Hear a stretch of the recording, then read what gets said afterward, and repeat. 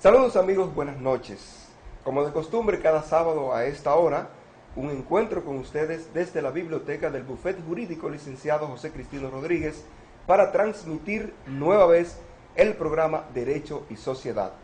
Hoy, como cada sábado, tenemos un banquete de programa, porque nuestros invitados todos son especiales, pero nosotros queremos aplicar ese calificativo de invitado especial, súper especial, a quien hoy nos hará el honor de acompañarnos en este programa Derecho y Sociedad. Bueno, yo quería ser yo el que lo presente, pero ustedes lo van a ver primero, antes de que el profesor José Cristino Rodríguez lo presente. Buenas noches, profesor. Buenas noches, licenciado Ignacio Márquez. Buenas noches, público televidente, que de costumbre ya están ahí con nosotros a esta hora de este día, compartiendo siempre un coloquio, un tema de interés para los estudiantes de Derecho, para los abogados, funcionarios judiciales y para el público en sentido general. Este es su programa Derecho y Sociedad. Tal como decía el licenciado Márquez, hoy tenemos un invitado súper especial. Para mí, especial por muchísimos sentidos. El primero y mayor es que es mi hermano de infancia. O sea. Y de una familia, su madre, su padre, tía, tío, son, para hablar de Bolívar, Ramona, Eusebia, Lucía, su mamá, son mi familia.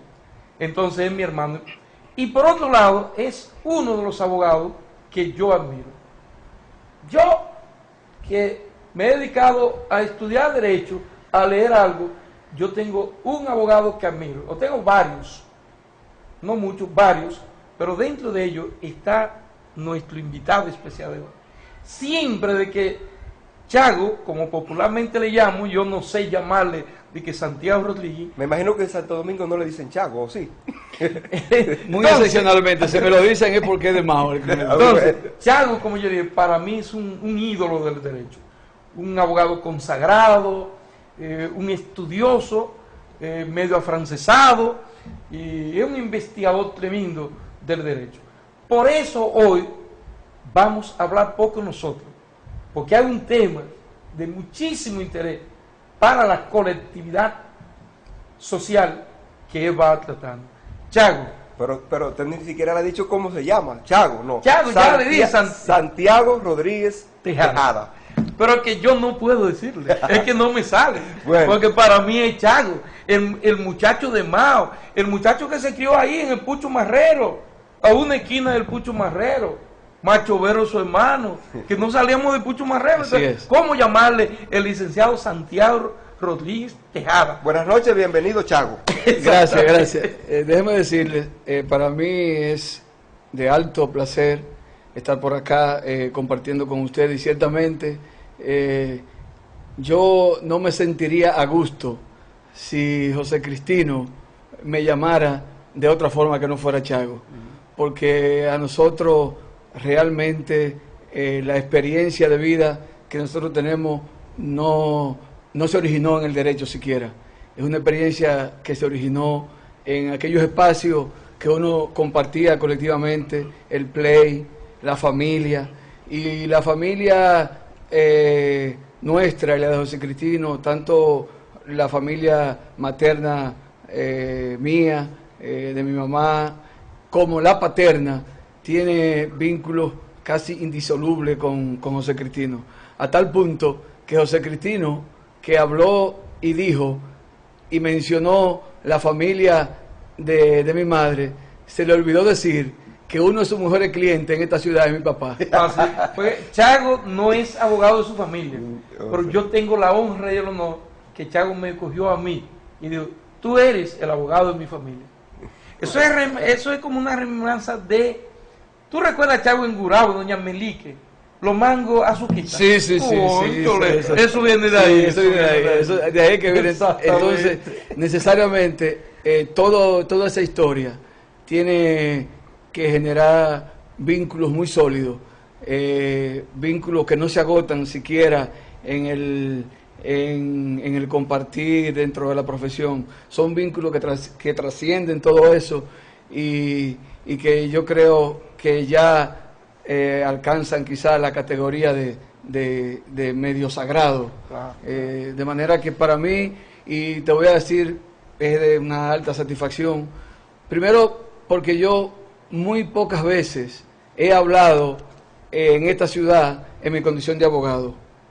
Y segundo, es una satisfacción inmensa el ver cómo ya tú tienes una estructura, una oficina bastante organizada y una oficina que cumple con los requerimientos de cualquier oficina de este país. Así que para mí es una satisfacción que saber que tú que vienes de donde yo vengo, haya alcanzado estos niveles, estos estándares ya en tu ejercicio.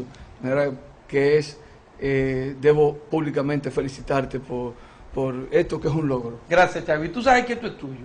Tú eres mi ídolo, esto es tuyo y esto es una sucursal de la oficina tuya en la capital. Pero la gente quiere escuchar el tema y no podemos nosotros... Profesor, antes del tema, porque usted sabe mucho de Chago. Yo sé algo porque estoy a su lado. Sí. Y yo sé que Mao, mucha gente de Mao también sabe mucho de Chago, pero hay muchos que no saben nada. Antes de entrar con el tema, Santiago Rodríguez Tejada, que ha sido abogado de banqueros, como Ramón Báez Figueroa, como Arturo Pellerano del Banco del Progreso. Santiago Rodríguez Tejada... De Bancrédito. De Bancrédito, perdón. Sí. Santiago Rodríguez Tejada, que ha sido abogado de comunicadores tan populares como Oscar Medina, por ejemplo. Santiago Rodríguez Tejada, que ha sido abogado de personalidades de alto rango político, económico, artístico, etcétera.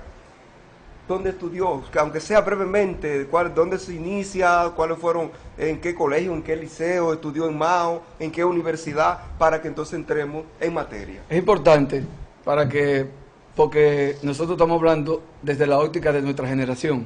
Entonces es importante que la nueva generación, que a quienes quizás les somos un poquito ajenos, sepan, yo soy de aquí de Mao, yo he nacido y criado en el barrio Las 300, donde todavía afortunadamente viven mis padres y mi familia.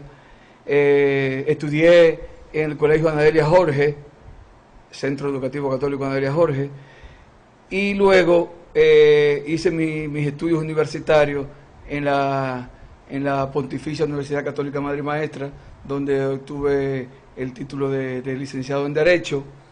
Luego hice otros estudios, ya vamos a llamarle estudios superiores en la universidad, y posteriormente a eso entré a trabajar en una de las oficinas más prestigiosas de Santiago, que es la oficina Federico Carlos Álvarez, en donde dirigí por un tiempo bastante considerable el departamento de litigio, y quizá es la oficina con quien yo tengo una deuda en cuanto a mi formación. Fue la oficina donde lo bien o lo mal formado que yo esté, se lo debo a esa oficina, y sobre todo a su principal, a su dueño, el doctor Federico Carlos Álvarez. Ahí duré, como digo, un tiempo de unos 10 años, y entonces luego de ahí me fui a Santo Domingo, en donde entré a la oficina Cabral y Díaz, en donde todavía trabajo y en donde ostento la condición de socio de la firma. Eso es rápidamente un recorrido por brevemente. También tengo entendido, Chavo, que han tenido experiencia como docente. Sí. Yo fui profesor en UNIBE, fui profesor de lo que allá le denominan Derecho Civil 5, que son el derecho a los contratos, los principales contratos. Fui profesor también en la Pontificia Universidad Católica Madre y Maestra, tanto en Santo Domingo como en Santiago.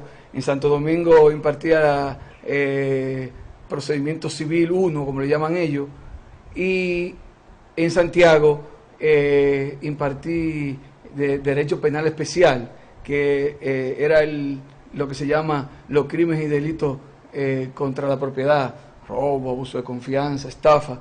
Ahí duré un tiempo, digamos que duré un tiempo docente alrededor de 5 años, y luego ya dejé la docencia porque la actividad académica realmente demandaba de mucho tiempo, entonces no disponía del tiempo suficiente para asumir con la responsabilidad y el rigor que requiere la actividad académica. ¿A qué áreas del derecho? Si no le hago esa pregunta a los estudiantes que están viendo el programa, no me lo van a perdonar. ¿Cuál es el área del derecho a la que más se dedica Santiago Rodríguez Tejada? Fíjate, es interesante, porque yo trabajé en la oficina Federico Carlos Álvarez y es una oficina que su orientación fundamental en términos del ejercicio cotidiano es más derecho civil y comercial y derecho penal, básicamente lo que se le llaman los franceses el derecho penal de los negocios y que se denomina hoy el derecho penal económico, sobre todo en el ámbito corporativo. Entonces yo tuve la oportunidad en la oficina de participar en algunos casos en materia penal, pero más en ese derecho penal que tiene que ver con el derecho penal de los negocios. Cuando yo me voy a la capital, yo entro, 2002 creo, yo entro a la oficina y entro asumiendo lo que hoy son mis socios, que yo era un abogado en derecho civil y comercial y algunos que otros temas laborales. Pero ¿qué sucede? En ese momento empieza la discusión del nuevo código, de lo que era el nuevo Código Procesal Penal, que hoy es el Código Procesal Penal. Sí. Se inician una serie de procesos de cierta relevancia en la capital. Ustedes han dicho algunos. El caso, por ejemplo, que fue un caso notorio porque fue muy abordado mediáticamente, que fue el caso de los vehículos que usaban los policías, que luego sometieron un grupo de policías por la utilización de esos vehículos. Sí. Y entonces, en la capital, viene estos casos, los casos bancarios. Yo fui abogado de todos los bancos en ese proceso. Es decir, yo fui abogado... En el caso Baninter, por ejemplo. Fui abogado en el caso Baninter, de Luis Álvarez Renta, y luego fui abogado de Ramón Báez Figueroa en el proceso de obtención de su libertad condicional. Pero fui abogado de Arturo Pellerano en el caso Bancrédito y fui abogado de uno de los imputados del caso mercantil. Entonces, ¿qué pasa? Eso llevó a mucha gente a entender que yo era un abogado, que yo soy un abogado especializado exclusivamente en el ámbito penal. En algún momento yo le saqué partido a eso, pero luego en mis artículos, que he escrito artículos en la revista Gaceta, si ustedes se dan cuenta, fundamentalmente mis escritos son en el área del procedimiento civil y del derecho civil.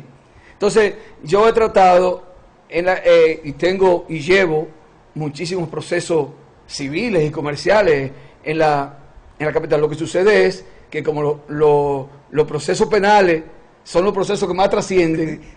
La prensa le presta más atención. El populismo. Claro, eso es lo que llama más atención a la gente. La gente, eso lleva a la gente a ubicarte en esa área del ejercicio. Además por el vínculo del derecho público. Claro, yo no me siento mal.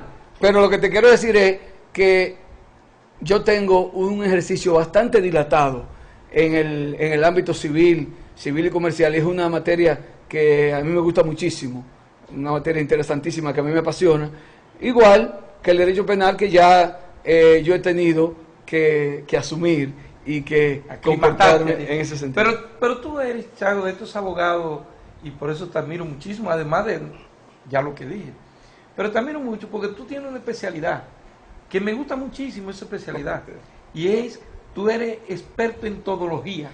Entonces, estos abogados que no se encasillan y se acorralan en una punta del derecho, sino que te he visto ejerciendo ley de fomento agrícola, te he visto con lo penal, te veo con derechos societarios, sí, te veo con derecho civil, te veo en lo constitucional también, te veo en lo constitucional. Entonces digo, este hombre es todólogo. Sí. Entonces, es la mejor especialidad en este país, la todología. Lo que sucede, José Cristino, es que, y esto quizá para los muchachos que están en proceso de ser abogado, de obtener un título de licenciado en Derecho.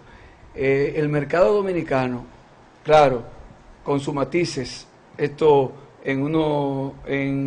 varía en función de los espacios, de las ciudades que se trate, pero en sentido general, el mercado del derecho en República Dominicana es un mercado bastante reducido como para tú asumir una especialidad.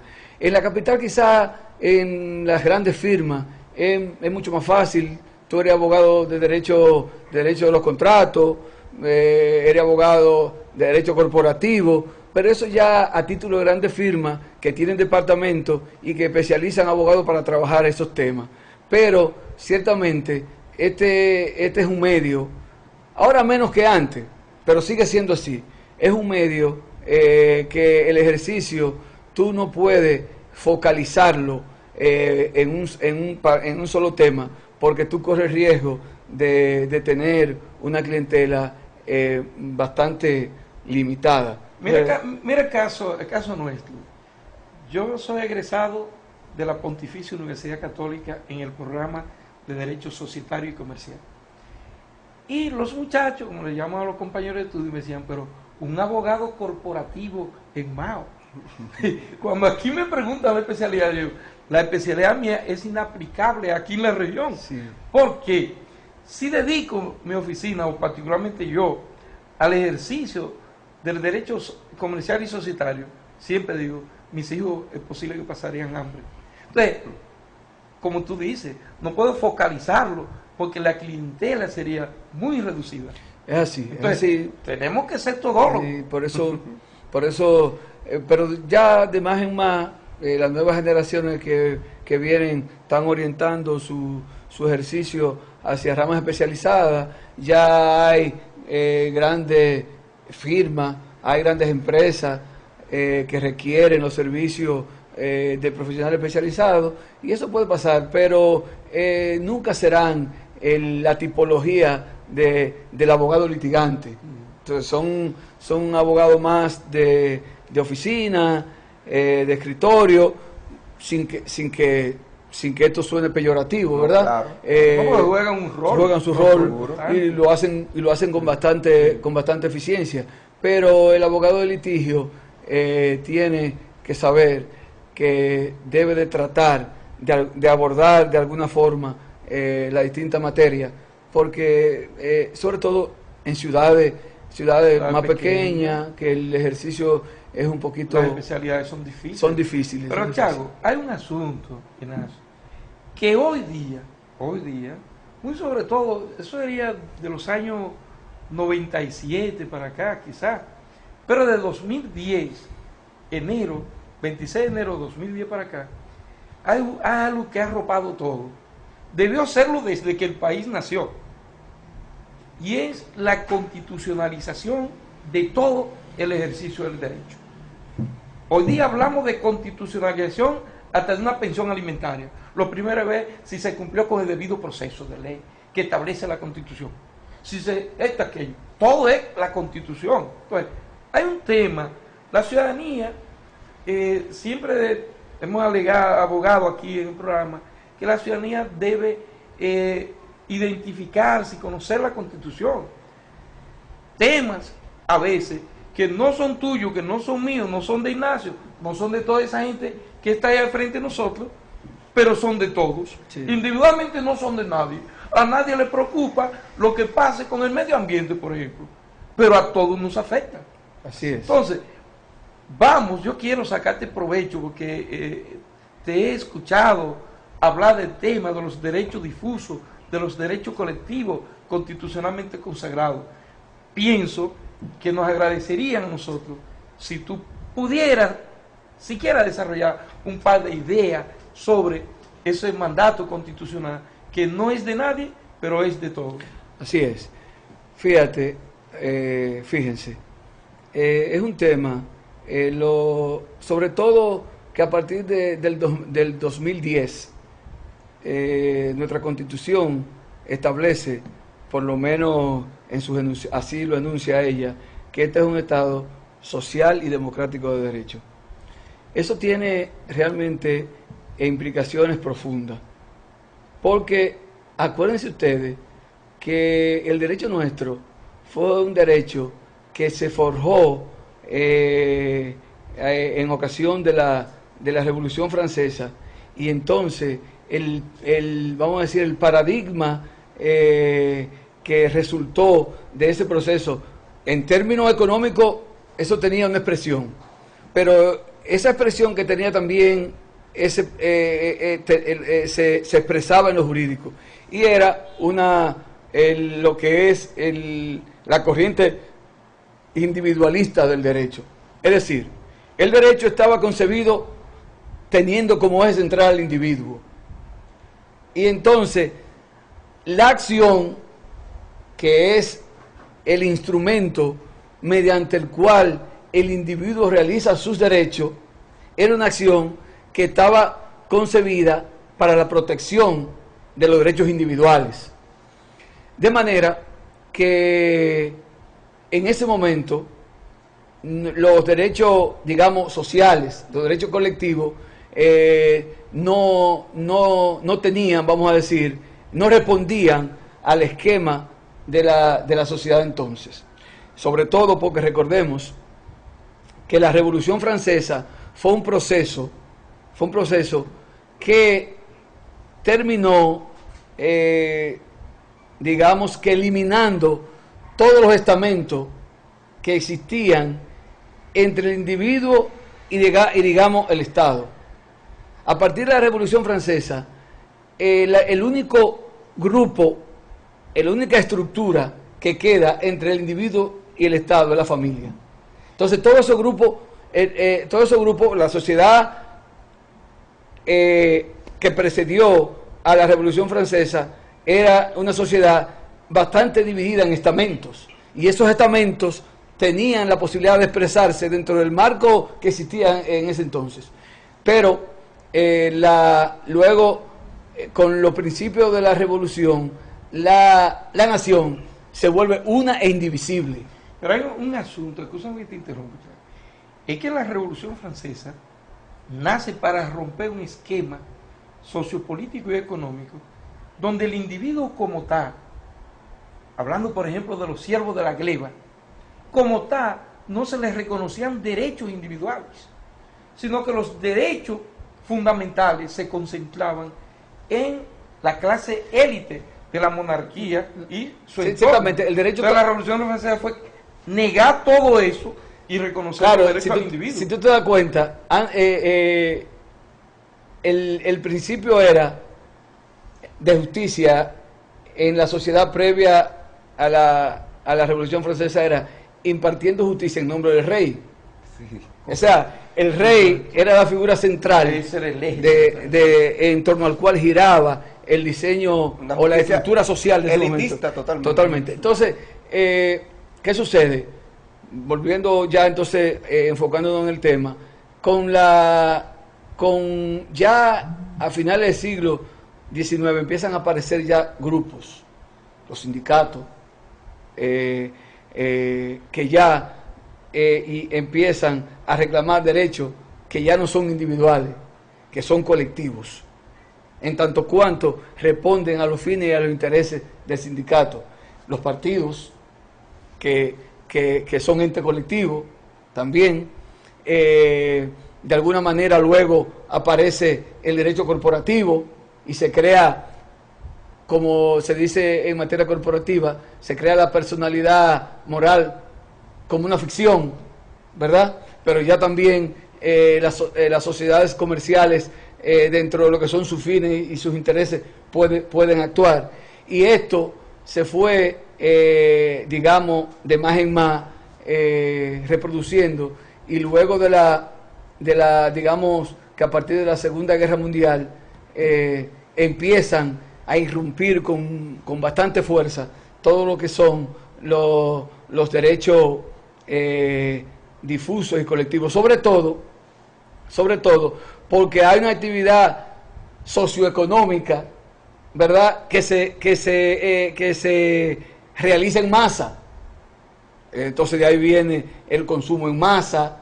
Entonces, de alguna manera, esto tiene que incidir ya el eje no es solamente el individuo, es la colectividad. Y la colectividad de más en más entra en conflicto con estos grandes, digamos, emporios, que hay autores que dicen que son emporios que se han han unificado su poder y tienen el control de facto de la sociedad. Entonces, ese fenómeno de alguna manera va a generar situaciones jurídicas que ya no solamente impactan al individuo, ya no es el problema del derecho del derecho al crédito, de si tú me debes, que si tú me debes o no me debes, ya no es el problema del embargo conservatorio que yo le hago a un individuo en particular, ya no son solamente esos derechos individuales, ya son comunidades que son afectadas por el proceso socioeconómico, ¿verdad?, que realizan estas grandes concentraciones. Claro, en las grandes ciudades el fenómeno es mucho más notorio, mucho más notorio, y eso no solamente es aquí, eso se da inclusive en los grandes países. Si tú te das cuenta, en Francia el referimiento, que es una institución de un amplio uso aquí en República Dominicana, su centro de operación fundamental, donde nace, es en París, es en la ciudad, producto de los grandes conflictos que se dan en las ciudades. De hecho, en Francia hay lugares donde hay un juego de referimiento para varias comunidades. Hasta no hace mucho tiempo eso operaba así. Entonces, en las grandes ciudades es que se producen con mayor nivel de nitidez. Entonces, de ahí es que nacen los derechos difusos. Pero hay que establecer alguna diferencia. La Constitución establece derechos colectivos. No es lo mismo los derechos colectivos que los difusos, que el interés difuso. Nos referimos, Chago, al artículo 66 sí, y 67. Sí, el 66 que concentra los derechos colectivos y el 67 que se refiere a los derechos difusos. Entonces, sí, a eso vamos. Te decía que, porque por ejemplo, el artículo 112 de la ley 137, que establece los procedimientos constitucionales, establece el amparo colectivo. El amparo colectivo. Pero como tú sabes, el amparo no deja de ser, es una figura interesantísima, súper eficiente, pero es una figura que está destinada a tutelar derechos fundamentales. Pero tú puedes tener derechos difusos vulnerados que no tienen que ver necesariamente con un derecho fundamental. Por ejemplo, el individuo o el colectivo en donde una presa, se rompió la presa y esa presa inunda toda una comunidad. Esa colectividad que no necesariamente tiene que estar organizada en una estructura, tiene un daño común, tiene una causa común. Entonces, tú dices, esa colectividad tiene que realizar o iniciar acciones. Suponte tú que eso afectó a 200 personas, entonces tiene cada quien que iniciar una acción. O un vertedero que está contaminando a toda una comunidad. Exactamente. O que cierren una puerta, como pasó aquí en tiempo atrás, que afectó a toda una barriada. Exactamente. Entonces, ¿quién se queja? Sí. ¿Quién acciona? Sí. Escucha, porque ese tema es romántico, sí, también. Claro. Porque afectó a todo el mundo, pero ellos no están organizados en lo que tú dijiste ahorita de la sociedad comercial. No tienen una personería moral, jurídica, para actuar a través de ella y accionar en justicia. Pero individualmente nadie puede hacerlo. Sí, pero fíjate. Entonces, ¿cómo hacerlo? Fíjate, ¿Cómo hacer valer eso es lo más importante. Derecho. Eso es lo más importante que ustedes, es importantísimo que ustedes traen, porque los derechos cesan cuando tú no tienes una vía cómo realizarlo, ¿verdad? Sí. O sea, lo otro es hablar de fórmulas vacías. Como tú decías, la Constitución, los derechos constitucionales en un momento eran pasaron de ser fórmula filosófica, Sí. luego fórmula contenida en la Constitución, y ya luego trascendieron y pasaron a lo que hoy se llama el proceso de constitucionalización, y por eso hoy la Constitución es una regla viva que está presente en todos los escenarios. Entonces, de ahí entonces que hoy la Constitución tenga tanto interés. Entonces tú me dices, ustedes me dicen, pero eso me parece a mí un poema jurídico. Tú decir, pues fíjense, eso es un tema altamente que genera discusiones en el mundo de la doctrina, altamente apasionante.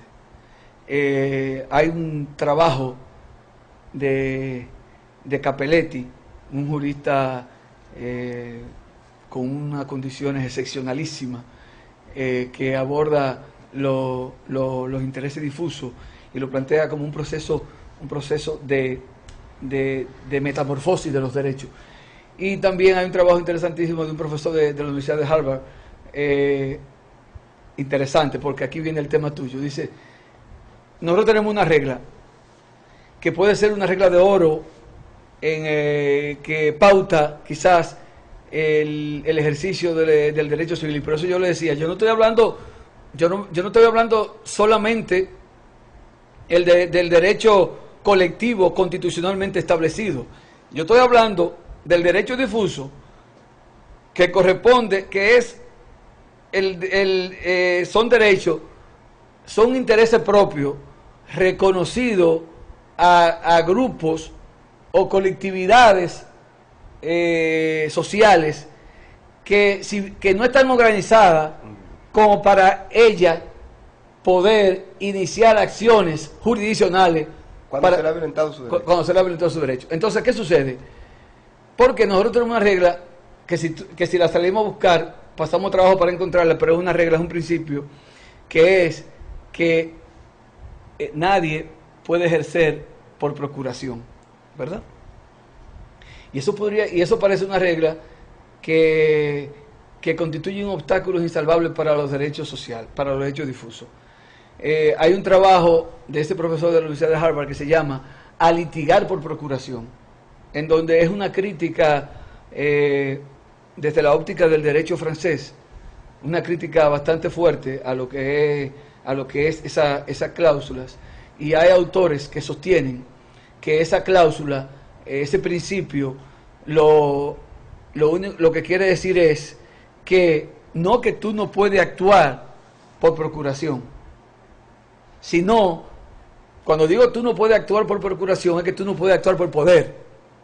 Solamente pueden actuar por poder los abogados que le dan un poder del ítem, pero yo, titular de un derecho, no puedo teóricamente no puedo darte poder a Ignacio, no puedo darle poder a Ignacio para que Ignacio accione por un derecho que yo tengo, un derecho, digamos.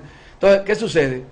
Lo que hoy en día se plantea es que esa regla a lo que se contrae es a obligar que en la instancia aparezca el nombre del titular, que ella no indica de ninguna manera que yo no pueda ejercer vía poder por representar los derechos de otra persona, siempre y cuando en los actos, en las instancias, aparezca el nombre de la persona que yo represento. Esa es la lectura que hoy en día hacen muchísimos autores, muchos autores, Guinchard en Francia, Cornu, que también ha trabajado bastante el tema, el mismo Solú y Perrot, plantean el tema desde esta óptica. Entonces, si lo vemos desde esa óptica, entonces sí se podría, eso es, acuérdense que así como la jurisprudencia es conservadora, la doctrina es revolucionaria. Entonces es el papel de nosotros como abogados.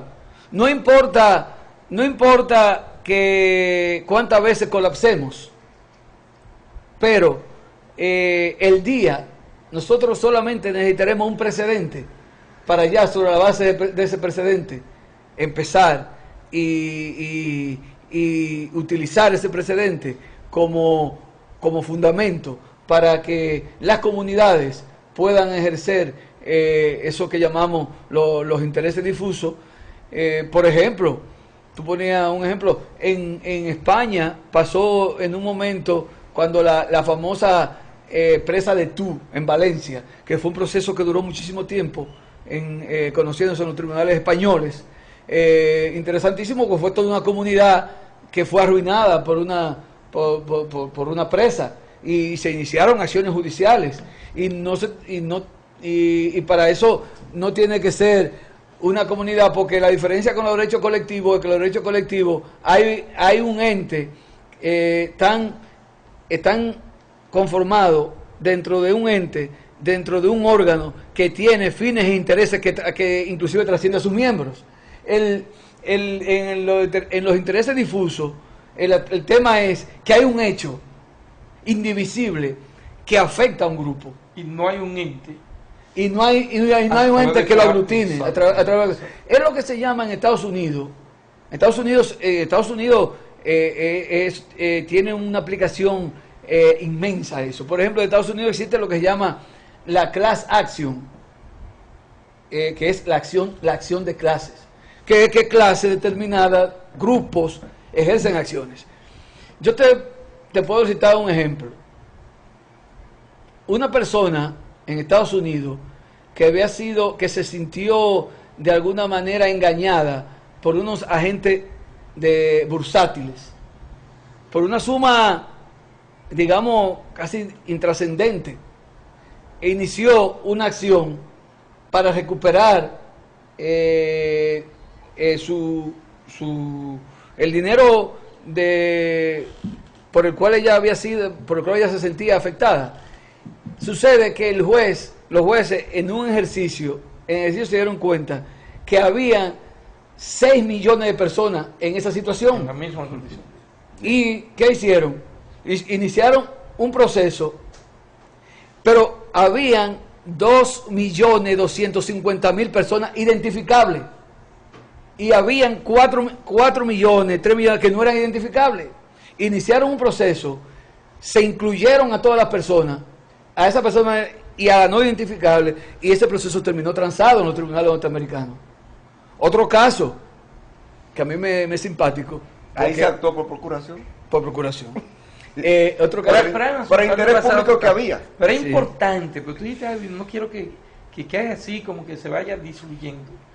Y es lo siguiente. Yo estoy profundamente convencido, y sé que tú también, Ignacio también, es que las mejores decisiones jurisprudenciales, ¿quién la impulsa? Es la doctrina, la mejor doctrina. No hay buena jurisprudencia sino empujada por una buena doctrina, Claro, un es buen así. razonamiento. Mira, hay un caso también muy emblemático en Estados Unidos, donde una comunidad fue afectada por un laboratorio de esos que se dedican a la fabricación de fármacos. Y para no extender la historia, ahí hubo una condena de $200 millones. Evidentemente, no crean ustedes que en Estados Unidos el asunto está debidamente regulado. Ese dinero se distribuyó entre 50 estados, entre 5.000 hospitales, ¿verdad? Entonces, y hubo una distribución. Inclusive en Estados Unidos es muy frecuente que ciudadanos le envíen a su casa cheques que son el producto de acciones en las que ellos no han participado. O sea. Sí. Eso Bueno. será porque un tema que es importante en el ejercicio de los derechos difusos en el ámbito civil es que, como le han llamado, eso es una acción ideológica. Es un actor ideológico que puede estar actuando en nombre de personas que no necesariamente lo saben. Ahora, eso crea un problema. Y entonces, la reparación, eso es un problema que se discutió también, se ha discutido bastante en Estados Unidos, en Francia también. ¿Qué hacemos entonces con el monto de la reparación de aquellos que no aparecen? Entonces, una de las fórmulas que se han utilizado es que ese residuo se utilice para ser destinado en obras que tengan que ver con el derecho vulnerado. O sea, el medio ambiente, entonces, a trabajo sobre el medio ambiente. En Alemania hubo un caso, pero se llevó por la vía penal, La Fiscalía inició un proceso porque en el producto que usaban para los empastes en dientes con caries eran productos que tenían mercurio. Y se inició un proceso de investigación. La Fiscalía llegó a un acuerdo porque se entendía que el mercurio era dañino. Llegó a un acuerdo y tuvo la institución que crear una fundación para dedicarse a hacer investigaciones especiales. Aparte de que tuvo que dejar la actividad, tuvo además de eso, de crear una entidad que se dedicara. Porque fíjate qué pasa, es que hay un asunto. La actividad comercial tiene un riesgo. Los empresarios, los comerciantes, los dueños de la actividad ganan en masa, producen en masa, pero quieren pagar individual.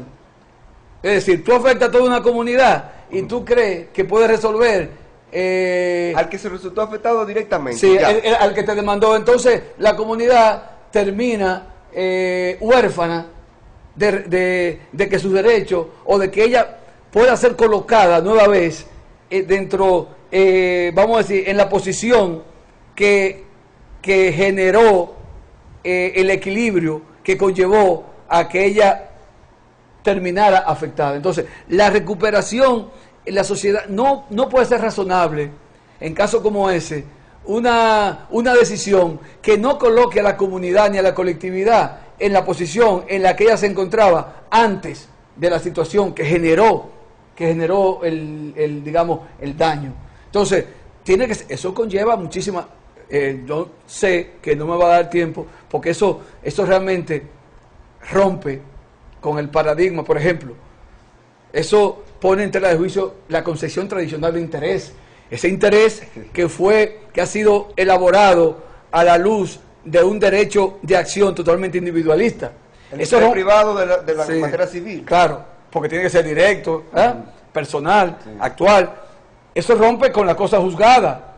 ¿Por qué? Porque acuérdense que hay una autoridad relativa a la cosa juzgada. Es decir, al que no ha participado, la cosa juzgada no le es oponible, pero en esta materia, tú participaras o no, tú puedes ser beneficiado o tú podrías ser en una acción, tus derechos podrían ser objeto de no reconocimiento. Entonces eso rompe, pero eso rompe también con el principio de contradictorio, que es un principio, no que rompe, sino que hay que darle ya una lectura social al principio, una garantía, más que una garantía individual, una garantía social. Nadie puede ser condenado sin ser escuchado. Sí, y resultaría así, escuchando los amigos que nos escuchan, abogados, estudiantes, particulares, dirían, bueno, pero es que si yo no soy parte, hay un principio elemental que yo ni puedo beneficiarme ni perjudicarme con una acción.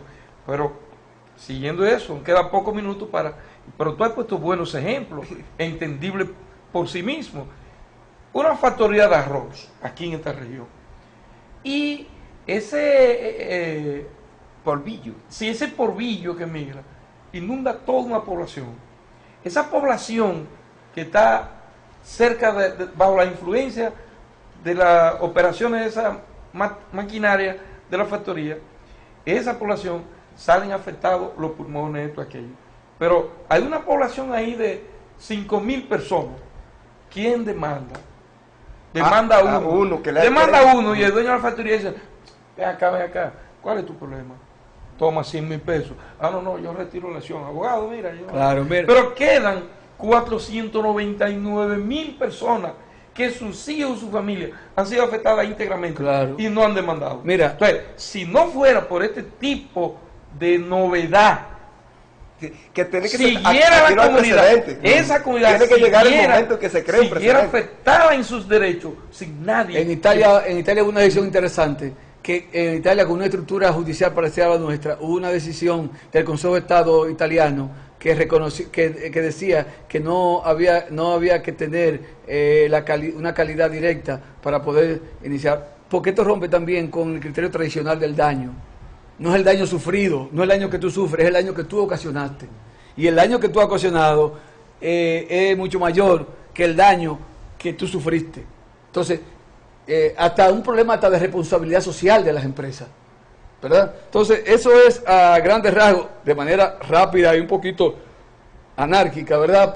Sí, porque por la porque premura del sí, tiempo. sí. Porque, por ejemplo, cuando otra persona resulta afectada, que si yo podía intervenir en el proceso mediante una intervención voluntaria, pero que este planteamiento que usted hace es más abarcador. Es aquella gente que puede resultar beneficiada, que podría resultar beneficiada, favorecida en un proceso que se lleve a cabo sin la necesidad de ser parte del proceso per se. Tú sabes que, para terminar, hay un temita interesante, porque la Proconsumidor está utilizando el artículo 22 de la ley para representar intereses de personas afectadas. Es más o menos lo que en Francia, en Alemania, hay una disposición especial en virtud de la cual tú puedes delegar en un grupo que asuma la defensa de los derechos que han sido vulnerados. Ese grupo puede ser de naturaleza pública o de naturaleza privada. Entonces tú delegas en ese grupo, esa acción tiene un nombre en Alemania, y Proconsumidor en algunos casos, claro, estamos en cierne, no con los niveles que se da en estos países de mucha tradición ya en el ejercicio, como decía Yering, en la lucha por el derecho. Son países que han forjado todo, tienen una historia bastante dilatada en el ejercicio Pero del nosotros, derecho. aunque sea lento, pero hay que empezar. Va a empezar. Exacto, Proconsumidor es un buen ejemplo. Sí, hay que empezar. Lentamente, pero se dan pasos. Sí, hay que empezar, porque si no se inicia, y no se puede, hay que empezar con una actitud optimista, sin pesimismo, independientemente de cuál fue el resultado, porque el derecho así es que se hace. Lo otro, si nos sometemos al orden, ¿verdad?, a lo que está establecido, entonces cuando lo que esté establecido deja de funcionar, el orden entra en peligro. Chago, ahí vemos que en el artículo, antes que terminemos, 66-67, que solamente habla de los derechos colectivos y difusos y del medio ambiente.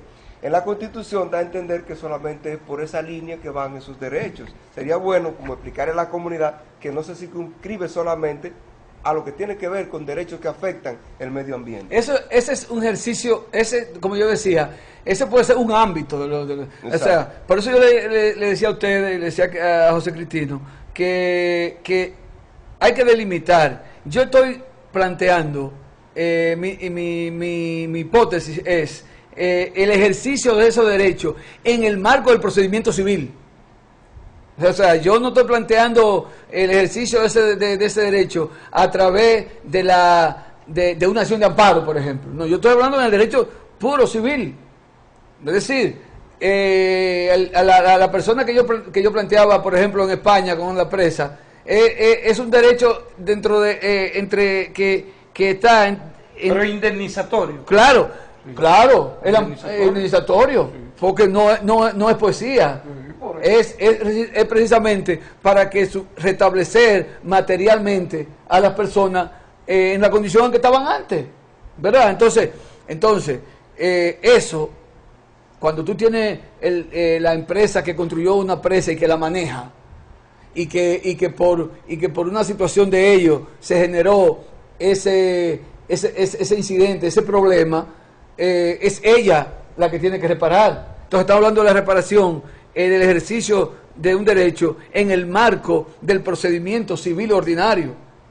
El problema es, bueno, ya tú lo explicaste, Bastante amplio. entra en negación de una gama de principios que a nosotros nos han moldeado en el litigio, y esto rompe con todos esos paradigmas que nosotros tenemos acá, que tenemos en la biblioteca y que estamos acostumbrados a litigar. Esto rompe, se lleva todo esos paradigmas. Pero ese es el futuro del derecho. Sí, pero O sea, romper con los paradigmas. Perfecto. Chao, contigo podemos hablar mucho tiempo y siempre será de interés los temas que tratemos contigo, este tema de los derechos difusos que afectan a toda una colectividad y que alguien tiene que repararlo y es el generador de esos daños.